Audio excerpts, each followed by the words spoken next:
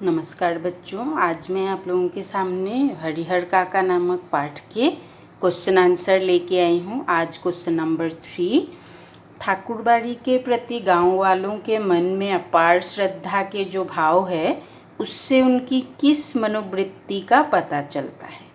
और उत्तर है ठाकुरबाड़ी के प्रति गांव वालों की अपार श्रद्धा थी, उनका हर सुख दुख उनसे जुड़ा था। ये इस पेज में आ जाता है।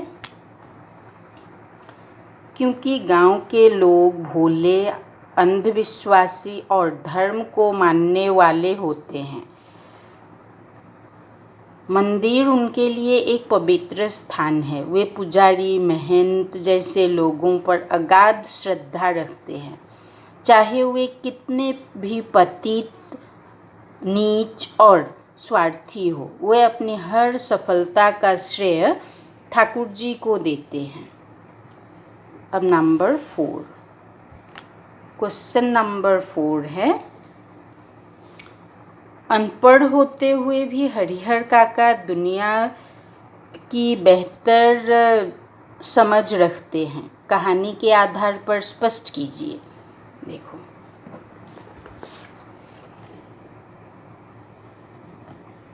यहाँ पूछा है कि हरिहर काका अनपढ़ थे, लेकिन क्या है, दुनियादारी का उन्हें बेहतर समझ है। अब देखो उत्तर, अनपढ़ होते हुए भी हरिहर काका दुनिया की बेहतर समझ रखते हैं। जब उनके भाइयों ने उनसे निवेदन किया कि वे अपनी ज़मीन उन्हें लिख दें, तो उन्होंने लेखक से इस विषय में सलाह ली और इस निष्कर्ष पर पहुँचे कि जीते जी अपनी जायदाद किसी और के नाम लिख देना ठीक नहीं होगा। वे अपने इलाके के कई लोगों को जानते थे जिन्होंने अपनी जायदाद जीते जी दूसरों को दे दी थी। बाद में उनका जीवन कुत्ते जैसा हो गया था। हरिहर काका इस बदलाव को समझ चुके थे। उन्होंने अपने भाइयों से कह दिया कि जीते जी किसी को ज़मीन नहीं लिखूंगा, मर जाऊंगा तो अपने आप मेरी ज़मीन तुम्हें मिल जाएगी। ज़मीन अपने साथ तो नहीं ले जाऊंगा, इसलिए लिखवाने की क्या ज़रूरत है। फिर क्वेश्चन नंबर 5, क्वेश्चन नंबर 5 में है, हरिहर काका को जबरन उठाकर ले जाने वाले कौन थे? उन्होंने उनके साथ कैसा बर्ताव किया? उत्तर में है, हरिहर काका को जबरन उठाकर ले जाने वाले लोग महंत के आदमी थे। उन्होंने उन्हें ले जाकर ठाकुरबाड़ी के एक कमरे में बंद कर दिया और अनेक यातनाएं दी, मतलब कष्ट दिया।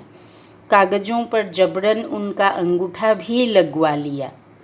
उनके हाथ पांव बांध कर मुंह में कपड़ा ठूंस दिया था ताकि वे कोई आवाज़ न निकाल सके।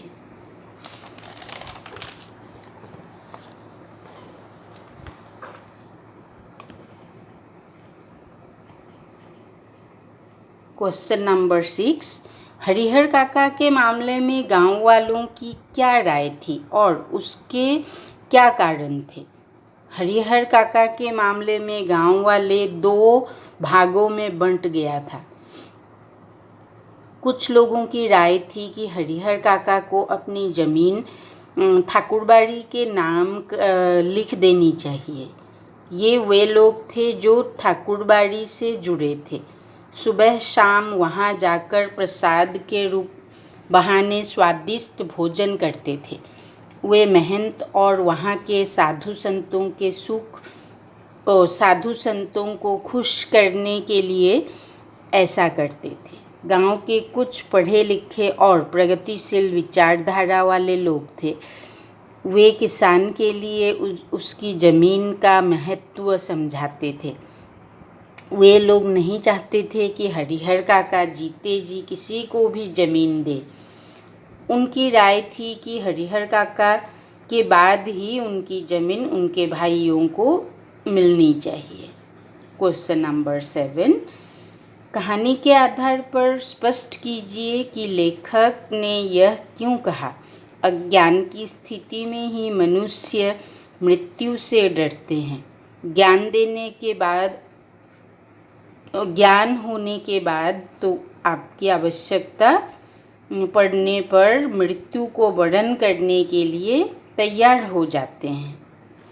उत्तर, मृत्यु के सत्य को न समझना अज्ञान की स्थिति है।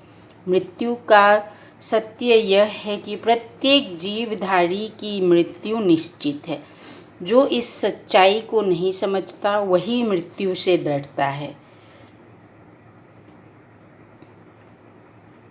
लेकिन जो इस बात को जान लेता है वह आवश्यकता पड़ने पर मृत्यु को स्वयं गले लगा लेता है।